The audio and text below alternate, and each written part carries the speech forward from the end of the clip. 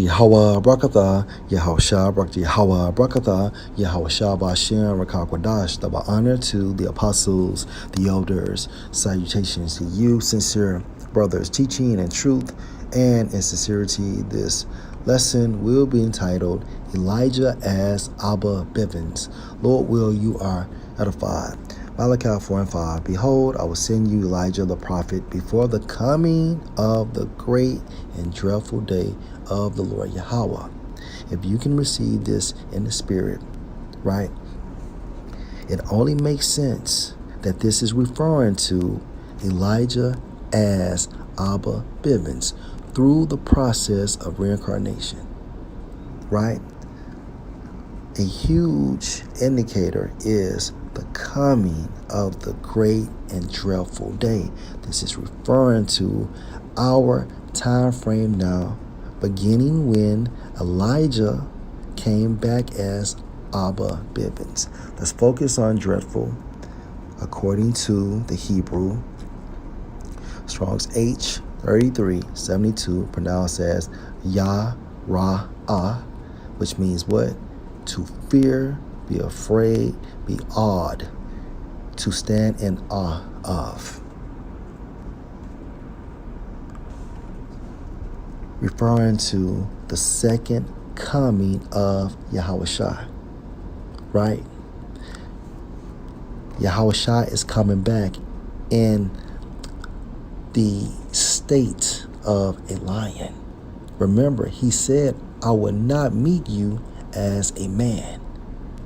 Now remember, when Elijah was the forerunner for YAHAWASHI, YAHAWASHI came as that lamb-like status.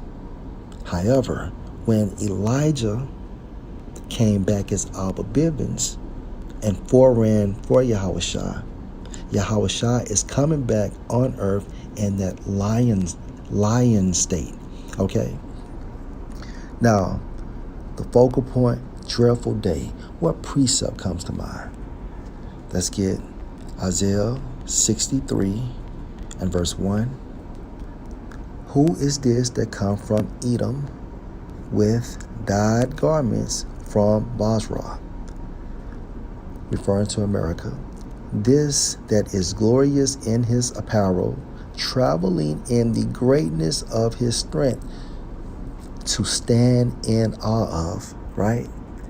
Referring to that dreadful day, the coming of that great and dreadful day. I that speak in righteousness, mighty to save.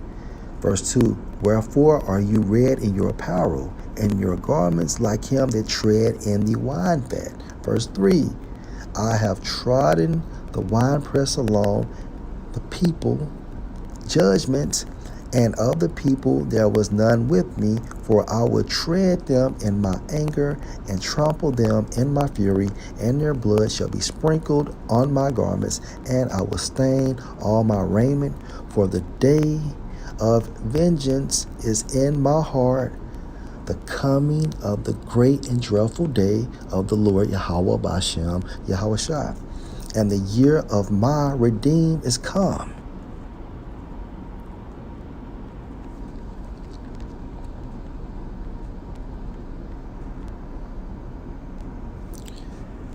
It only makes sense from a spiritual perspective.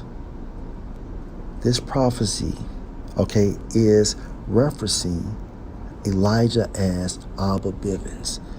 When Elijah came back as Abba Bivens and foreran for YAHAWASHI, okay.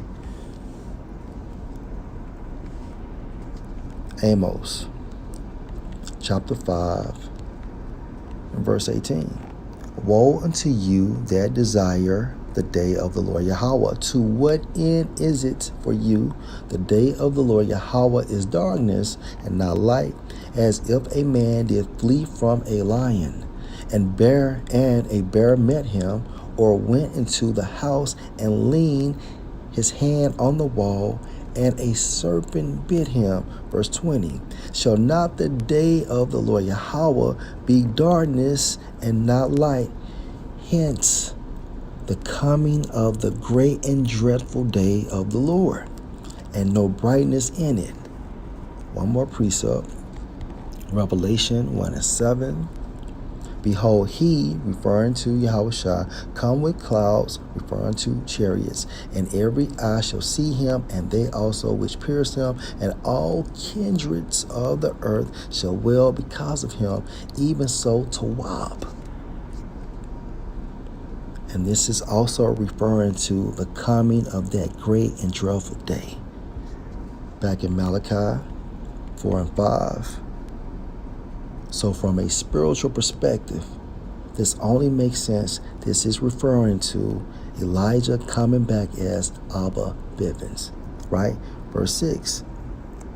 And he shall turn the heart, the mind of the fathers to the sons, and the heart or mind of the sons to their fathers, lest I come and smite the earth with a curse. And this curse is referring to the second coming of YAHAWASHI, right? And he shall turn. Turn means what? Also meaning convert, right? Now let's focus on heart.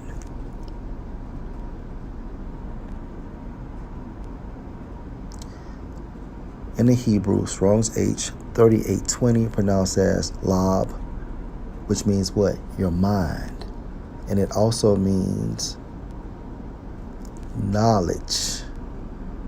Knowledge. Knowledge of who? Of YAHAWASHI. Now, as time progresses, best believe through the Holy Spirit, our knowledge base of YAHAWASHI has increased. Revelations has increased. However, this was all initiated by when Elijah came back as Abba Bivens. And also,